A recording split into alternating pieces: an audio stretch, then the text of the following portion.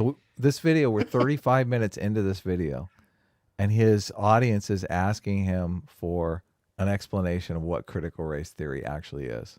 Okay. Yeah.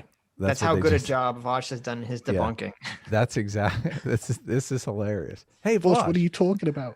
What is critical race theory? Listen. Yeah, pretty cool ideas, you know. They must be all right. Can we get a quick explain like I'm 5 explanation of critical race theory? Yeah, critical race theory is really simple, guys, okay? So think of critical race theory as a bedrock set of assumptions upon which people build other ideas, because that's how academia tends to work, okay? Amazing. Good Amazing so far, statement. right? That's true of all Yeah, that's theory just in human existence. experience. Did you know that human beings build their ideas off of other people's ideas? Oh my God. The presuppositions. But the presupposition here is that racism exists and is ever present in every institution and human being, right? That's the presupposition. Is he going to say that? I don't think so. You wouldn't say that when you're beginning an explanation of anything. Right. Yeah, that's like saying, well, in order to talk about what critical race theory is, first I have to explain how the Big Bang created matter in which we experience reality. It's like, don't forget feudalism, Sitch. Don't forget feudalism. I think we could take that on assumption. We don't need to go that far back. Yeah, exactly.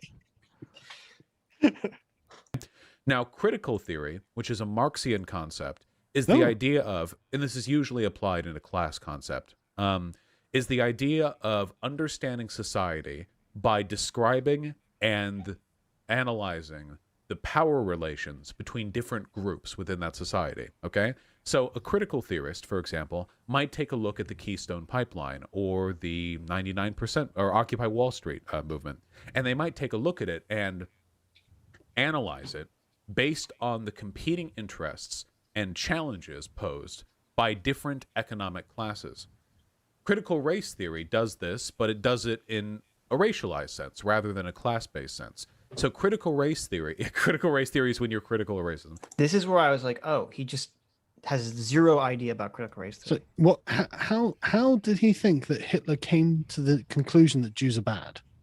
Like they're not Germans and they rule over the Germans and are oppressing them. Literally sorry, Karen.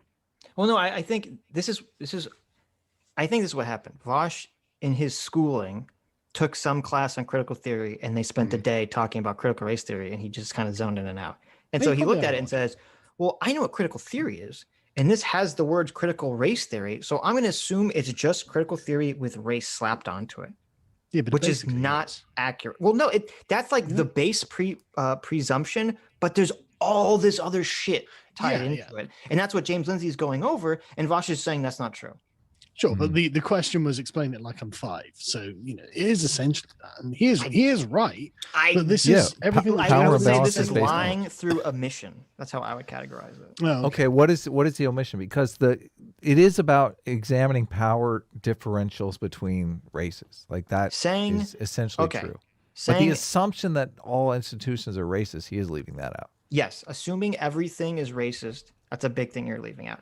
Saying that liberalism has failed, which is a foundational tenet of critical race theory, is a huge thing that you're leaving out. Yeah, that's an omission. And totally. The reason that this is important is because he's saying the only reason people would be against critical race theory is because they're secret racist Nazis. Okay. Correct. And then he provides a definition that makes it seem innocuous by leaving out all the toxic elements of it that James Lindsay was just talking about. That you would be against. Yeah, exactly. But that Vaush would say you could be against without being a fucking Nazi.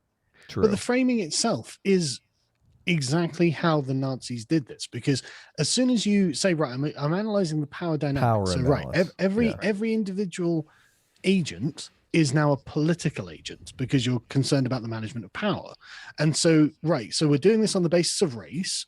So if I can show that, say, white people have more power, however I'm measuring that, than black people, then all white people anywhere at any time are the problem, and all black people at anywhere, any time are oppressed, because the numbers will always show that.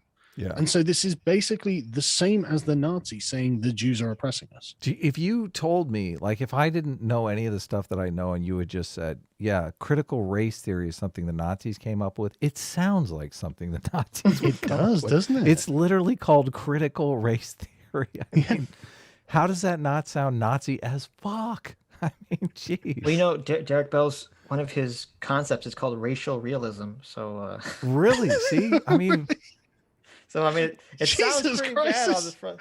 Now it has fucking nose, isn't it?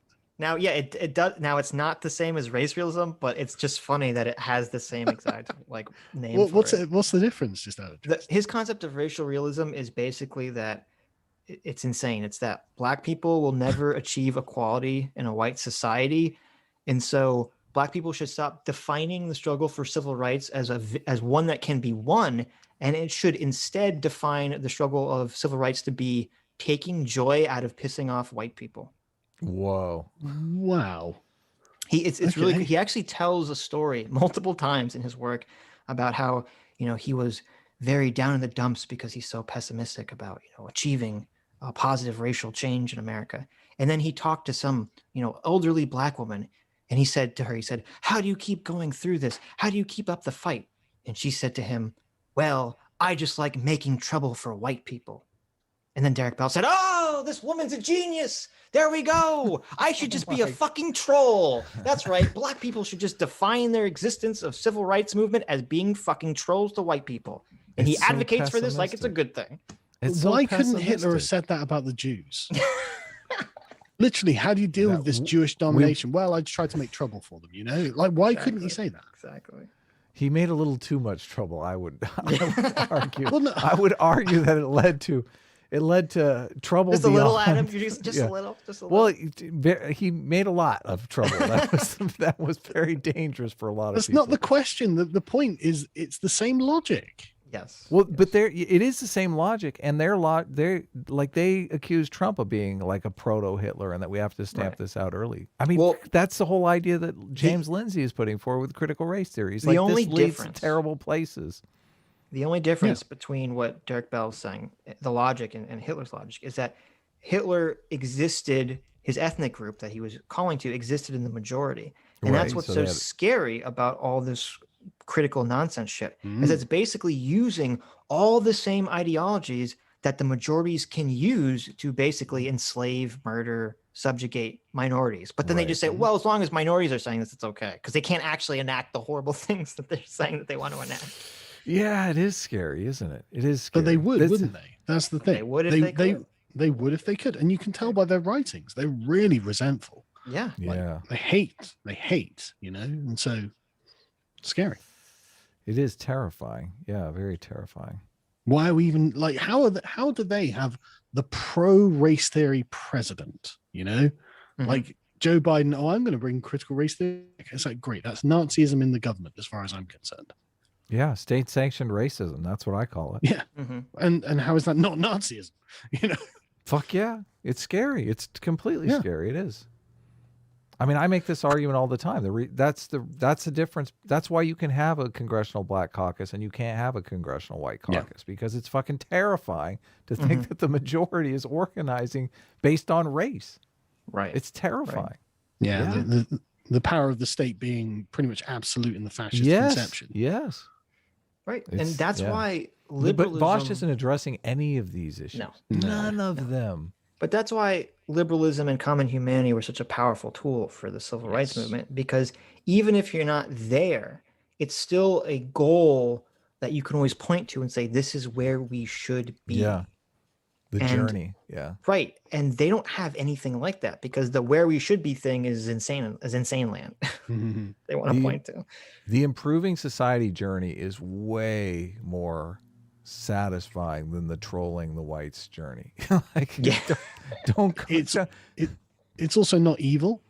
Yeah, exactly. Hating white people because they're white forever is kind of evil in my opinion. And imagine, I mean, this came up with the Lindsay Ellis video the other day. Imagine promoting an ideology that is horrifyingly pessimistic and is going to make everyone depressed and miserable. Yeah. Yes. Yeah, totally. That's why we're creating this mental illness. We are. I totally buy into that. The media is doing it for financial advantage. It's the one place that I think when they talk about the excesses of capitalism, it's the one place that I think they actually have an argument, but they never fucking say anything about it because the press is all on their side. It's all a bunch of fucking commies and at CNN and stuff. It's crazy. Critical race theory, very, very simply, is why did Ferguson happen the way Ferguson happened? You know? Why did things happen that way? Why? You know?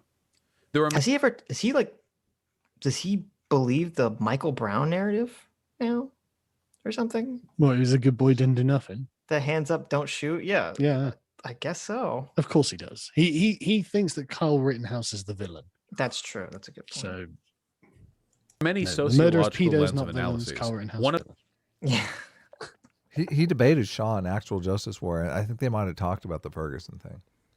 I thought that was Surfs.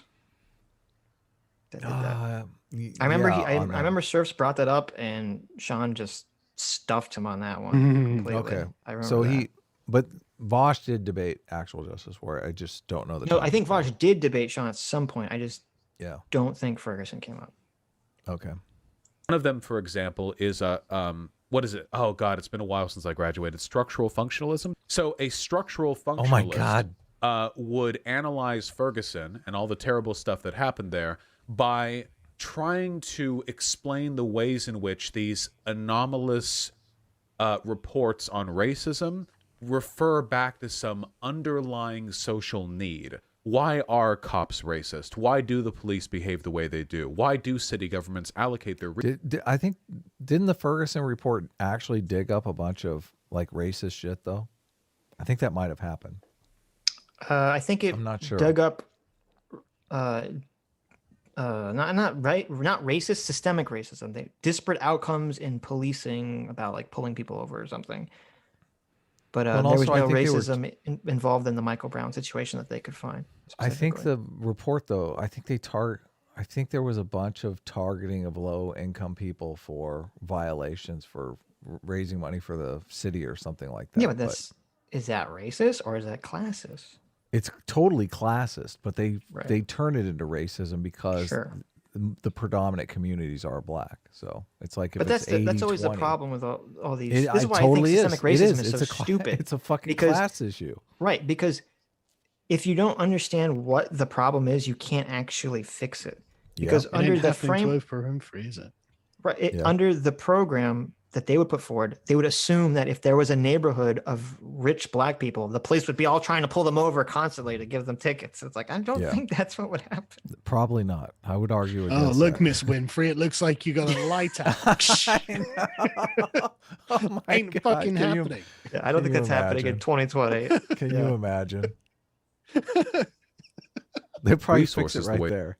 Let us fix that light for you immediately. We've got one in the trunk of the car.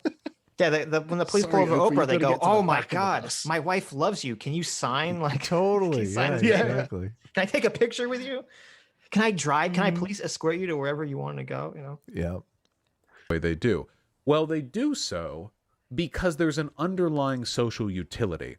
Structural functionalist theory is very useful. I find that it can be a little bit overly accepting of problems, where if something exists, it must exist because it has a purpose, and if it has a purpose, then it's defensible, at least in some respect, and I disagree with that fundamental assumption. Again, we're simplifying a bit here. We have symbolic interactionists. Symbolic interactionism theory is much more interpersonal. It's less systemic. It's about analyzing the ways in which iconography, symbols, styles can relate to the psychology of a person. So this might be a conversation held around. We just entered total bullshit land. I mean, I can't even follow along. What's happening? There's going to be nothing scientific happening right now. What's being said? Well, look, this is like Jonathan Peugeot's symbolism and listen, a little psychology over here. This is what happened, Adam. We're talking about critical race theory. Someone said, "Can you explain critical race theory like I'm 5?" And the answer is no, I can't. But what I can do is I can explain critical theory and a bunch of other things that I know more about to try to cover up the fact that I can't actually explain critical race theory.